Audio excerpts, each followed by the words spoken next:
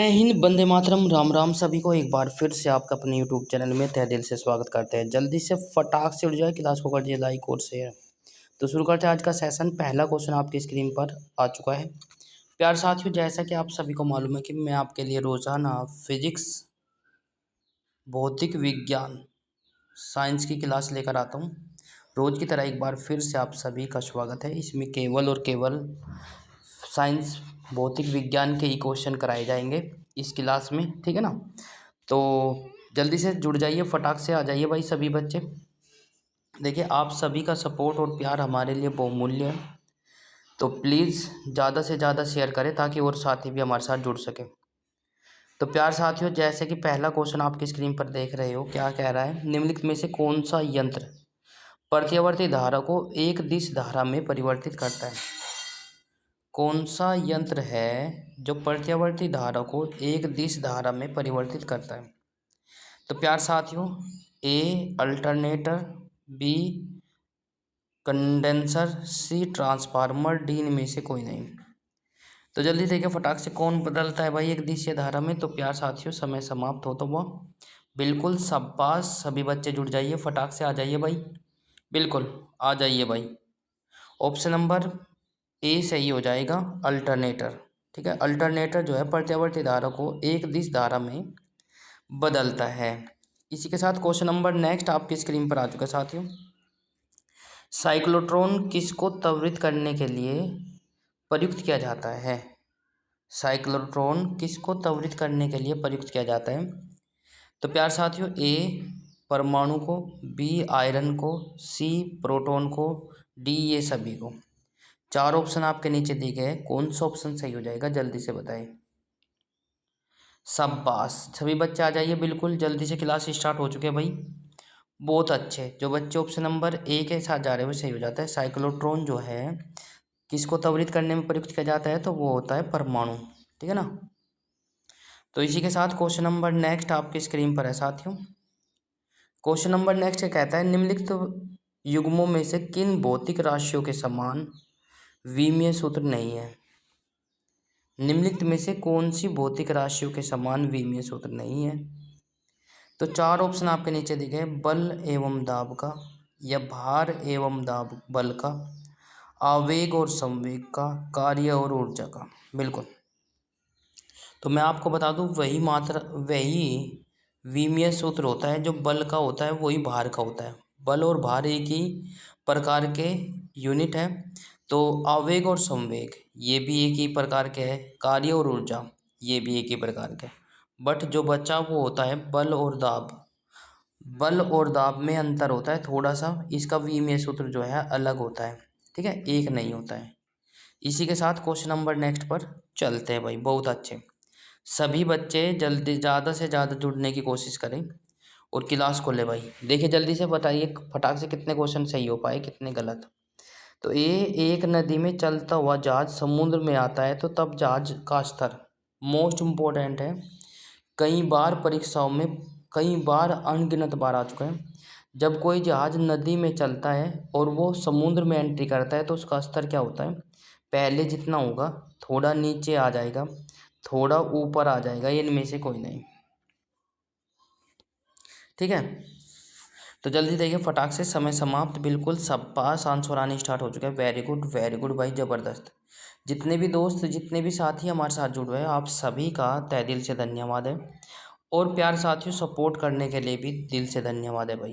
तो option number क्या हो जाएगा, जो सी के साथ जा रहे हो सही हो जाता है। जैसे ही नदी से समुद्र में एंट्री करता है जहाज, तो उसका लेवल थोड़ा सा ऊपर आ जाता है, ठीक है। यदि समुद्र से नदी में करेगा तो नीचा हो जाएगा, राइट, उल्टा हो जाएगा। इसी के साथ क्वेश्चन नंबर नेक्स्ट आपकी स्क्रीन पर आ चुका साथियों। क्या कहता है, पर एक बीकर में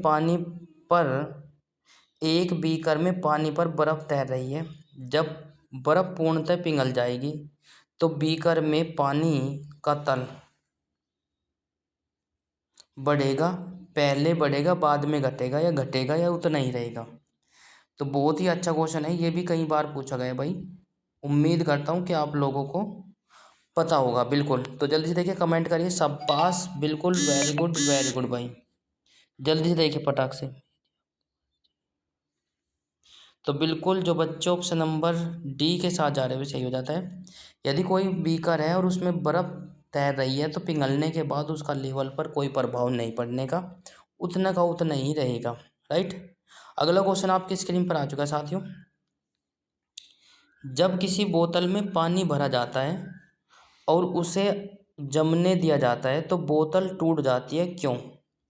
बिल्कुल, ये बहुत अच्छा क्वेश्चन है। तो आपने देखा होगा सर्दियों के दिनों में पाइप फट जाते हैं, क्यों? सेम टू सेम रीज़न है। ठीक है, तो प्यार साथियों, बोतल हिमांक पर सिकुड़ जाती है, पानी गर्म करने पर फैलता है, बोतल के बाहर का तापक्रम अंदर से ज़्यादा हो जाता है, पानी जमने पर फैलता है। तो प्यार साथियों बताइए जल्दी से। बहुत अच्छा पर्सन, जल्दी से देखिए, जल्दी से आ जाइए फटाक से। साइंस की क्लास चली हुई है भाई आपकी, साइंस।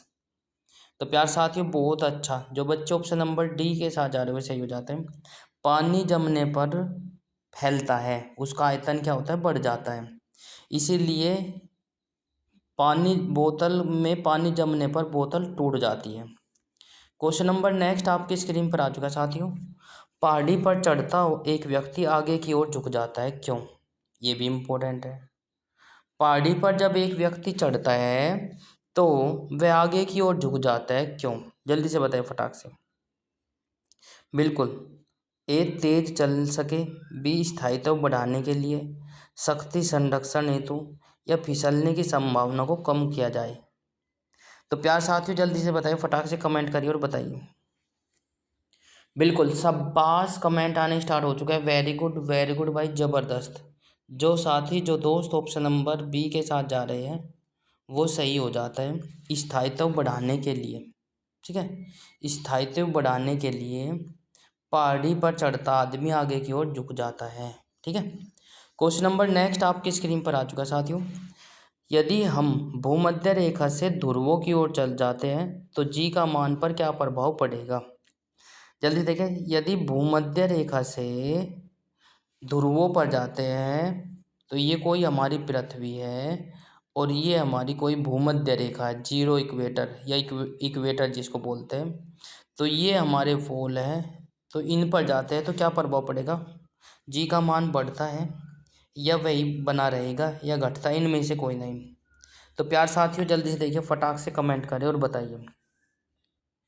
शाबाश, बिल्कुल, जो बच्चे ऑप्शन नंबर ए के साथ जा रहे हो सही हो जाता है। ध्रुवों से मतलब कि भूमध्य रेखा से ध्रुवों पर जाने पर जी का मान बढ़ेगा और ध्रुवों से भूमध्य रेखा पर जाने पर ध्रुवों का मान जी का मान घटेगा। तो आपको ध्यान रखना है बिल्कुल। इसी के साथ क्वेश्चन नंबर नेक्स्ट आपकी स्क्रीन पर आ चुका है साथियों। बल गुणनफल है, बल गुणनफल है। तो प्यार साथियों मैं आपको बता दूं, F बराबर एम में पढ़ाई होगा, यस या नो? F बराबर एम में बिल्कुल आप लोगों को पता ही है, तो शाबाश, वेरी गुड।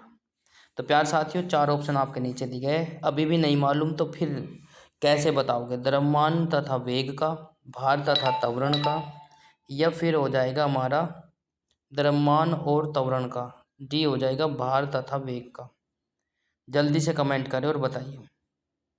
तो प्यारे साथियों ऑप्शन नंबर क्या हो जाएगा? सी वाला सही हो जाएगा, शाबाश, द्रव्यमान तथा त्वरण का, क्योंकि एम बोले तो द्रव्यमान, ए बोले तो त्वरण। राइट। तो इसी के साथ क्वेश्चन नंबर नेक्स्ट आपकी स्क्रीन पर आ चुका है साथियों। शून्य में स्वतंत्र रूप से गिरने वाली, शून्य में स्वतंत्र रूप से गिरने वाली वस्तु का, ठीक है, तो शून्य में स्वतंत्र रूप से गिरने वाली वस्तु का समान वेग होता है, समान बल होता है, समान गति होती है, समान त्वरण होता है। तो जल्दी से देखिए फटाक से क्या हो जाएगा, चार ऑप्शन आपके नीचे दिए गए हैं। तो बिल्कुल समय समाप्त, जो बच्चे ऑप्शन नंबर डी के साथ जा रहे हैं सही हो जाता है। बिल्कुल यदि आपको क्लास अच्छी लगे, यदि आपको क्लास अच्छी लगे तो लाइक, शेयर और कमेंट्स और बेल आइकन अवश्य प्रेस करें ताकि आपको समय पर नोटिफिकेशन मिलता रहे। तो प्यारे साथियों, आप सभी का प्यार और सपोर्ट हमें मिल रहा है, उसके लिए बहुत बहुत धन्यवाद। एक लकड़ी झूले एक लड़की झूले एक लड़की झूले पर बैठी स्थिति में झूला झूल रही है। ये लड़की है भाई, लकड़ी नहीं है, राइट। कभी कभी मिस प्रिंट हो जाता है, लड़की है भाई, ठीक है ना। तो प्यार साथियों, एक लड़की झूले पर बैठी स्थिति में झूला झूल रही है। उस लड़की के खड़े हो जाने पर दोलनों का आवर्तकाल क्या होगा, क्या प्रभाव पड़ेगा।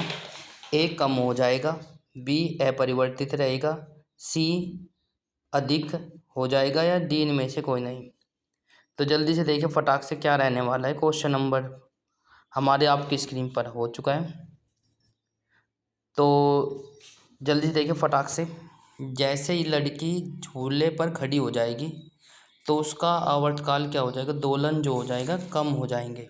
ऑप्शन नंबर ए के साथ जो जा रहे हैं वो सही हो जाता है, बिल्कुल सब पास। इसी के साथ आगे अगले क्वेश्चन आपकी स्क्रीन पर आ चुका है साथियों। अगला क्वेश्चन क्या कहता है, यदि किसी वस्तु का वेग 2 गुना कर दिया जाए तो, यदि किसी वस्तु का वेग 2 गुना कर दिया जाए तो चार ऑप्शन आप उस पर क्या प्रभाव पड़ेगा। चार ऑप्शन आपके नीचे दिए गए। संवेग 2 गुना हो जाएगा, गतिज ऊर्जा 4 गुनी हो जाएगी, या उपरोक्त दोनों सही है, या डी इनमें से कोई नहीं। तो जल्दी से कमेंट करें और बताइए। आंसर आ जाना चाहिए सभी बच्चों का, जितने बच्चे हैं बहुत ही छोटी क्लास लेकर आते हैं, ताकि आप लोग इसको शेयर करें और भाई आपको देखने में कोई दिक्कत ना हो। दूसरी बात यह कि आप लोग पहले छोटे छोटे क्लास लें, ताकि आपको बैठने की और लंबे समय तक बैठने की आदत पड़ जाए। धीरे धीरे एकदम से बैठोगे तो एक दिन ही कर पाओगे।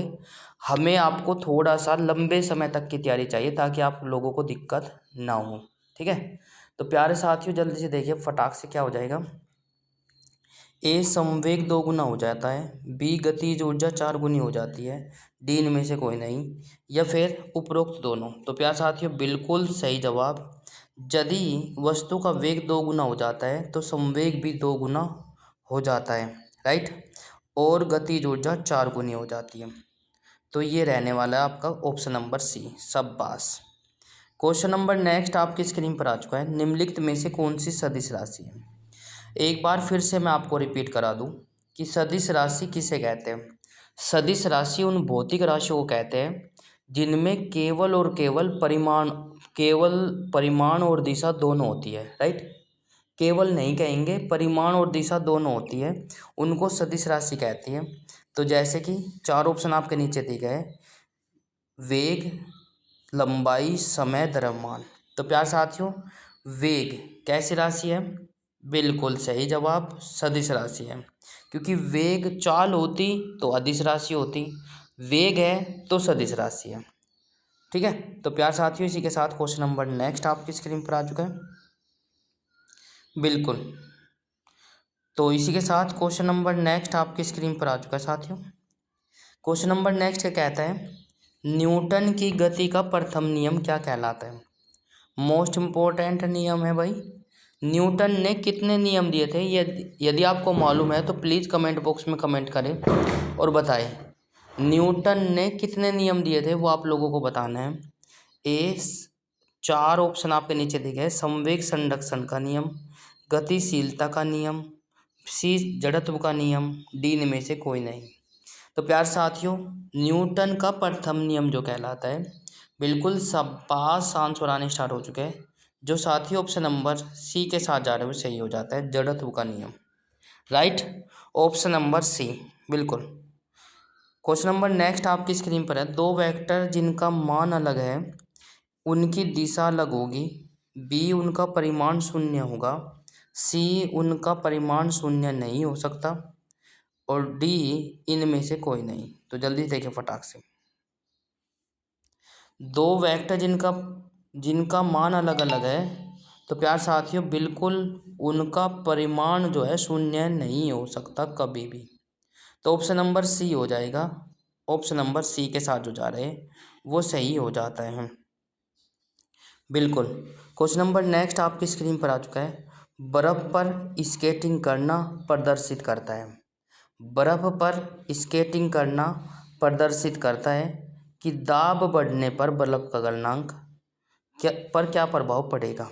जल्दी से देखिए फटाक से।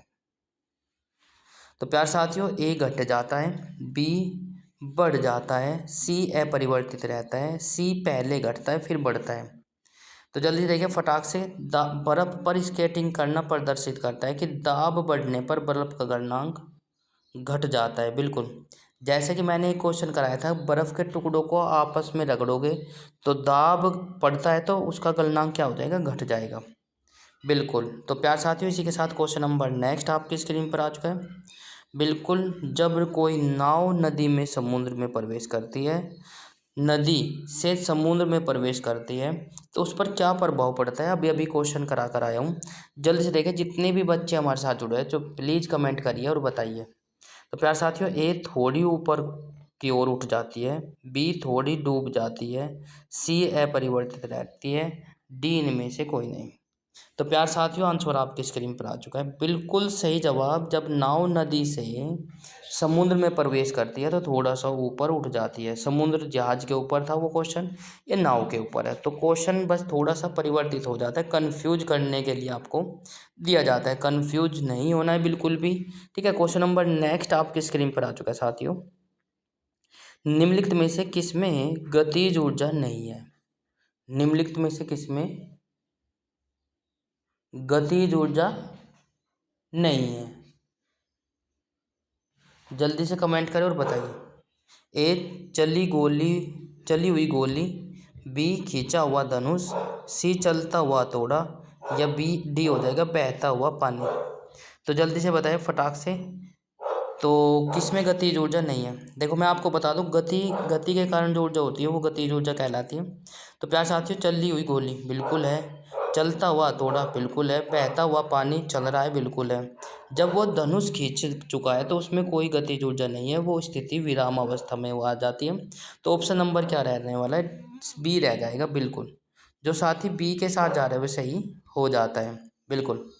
तो प्यार साथियों, इसी के साथ क्वेश्चन नंबर नेक्स्ट और आज क्वेश्चन नंबर नेक्स्ट आपकी स्क्रीन पर आ चुका है। जब एक चल वस्तु की गति दोगुनी हो जाती है तो उसकी गतिज ऊर्जा पर क्या प्रभाव पड़ेगा। बिल्कुल, बहुत ही आसान, अभी अभी बता कर आया हूँ। तो जब एक चल रही वस्तु की गति दोगुनी कर दी जाती है तो उसकी चाल पर क्या प्रभाव पड़ेगा। ए दोगुनी हो जाती है, बी तीन गुनी बढ़ जाती है, सी समान रहती है, डी चार गुनी हो जाती है। तो गतिज ऊर्जा जो है चार गुनी हो जाएगी। Option number D. शाबाश, बिल्कुल बहुत ही आसान, क्योंकि क्वेश्चन जो है हमने पहले ही करा चुके हैं, इसीलिए आप लोगों को बताने में आसानी रहेगी। इसीलिए तो कहता हूँ कि समय तक टिके रहिए। बस आप लोग टिके रहने की आपकी वैल्यू है। यदि आप टिके रहते हैं तो ठीक है, आप लोग क्वेश्चन का आंसर दे पाओगे। यदि आप लोग नहीं टिके रहते हो तो क्वेश्चन का आंसर कहाँ से दे पाओगे, जब पहले ही आप लोग मैदान छोड़कर भाग चुके हो। राइट। तो प्यार साथी, क्वेश्चन नंबर नेक्स्ट आपकी स्क्रीन पर है। जब दूध को भिगोया जाता है तो उसमें से मक्खन अलग हो जाता है, किसका कारण है। मोस्ट इम्पोर्टेंट है, कई बार पूछा गया एग्जाम में। तो प्यार साथियों, चार ऑप्शन आपके नीचे दिए गए। गुरुत्वाकर्षण बल के कारण, बी घर्षण के बल के कारण, सी केंद्र पराशरी बल के कारण। तो प्यार साथियों, डी हो जाएगा अब ऊष्मा बल के कारण। तो जल्दी देखिए, बहुत ही आसान, अलग सा नाम दे रखा तो बिल्कुल आप लोग पता होना चाहिए। तो प्यार साथियों, केंद्र पराशरी बल के कारण जो है दूध से मक्खन अलग हो जाता है। तो क्लास कैसी लगी कमेंट बॉक्स में ज़रूर बताएं। और प्यारे साथियों, लाइक शेयर कमेंट्स और चैनल को सब्सक्राइब जरूर कर ले। बेल आइकन अवश्य प्रेस करें ताकि आपको समय पर नोटिफिकेशन मिलता रहे। तो क्लास के लिए इतना ही, आज के लिए इतना ही। मिलते हैं नेक्स्ट क्लास में। और लास्ट क्लास के अंत में ज़रूर बताया करें कि कितने % आपके सही हो पाए हैं, कितने % गलत। तो प्यार साथियों, आप उससे क्या होगा, आपको पता चलता रहेगा कि आप लोग किस कैटेगरी में बिलोंग कर रहे हो। ठीक है। तो प्यार साथियों, बहुत ही बहुत धन्यवाद। और आप सभी का प्यार और सपोर्ट और बड़ों के आशीर्वाद हमें मिल रहा है, उसके लिए बहुत बहुत धन्यवाद भाई। मैं भी आपके बीच में से ही हूँ, तो मैं चाहता हूँ कि मेरे भाइयों और बहनों को कोई दिक्कत का सामना ना करना पड़े, राइट। तो प्यारे साथियों, मेहनत कीजिए ज़बरदस्त, ठीक है। तो आज के लिए इतना ही। थैंक यू, धन्यवाद भाई। राम राम सभी को। जय हिंद, जय भारत।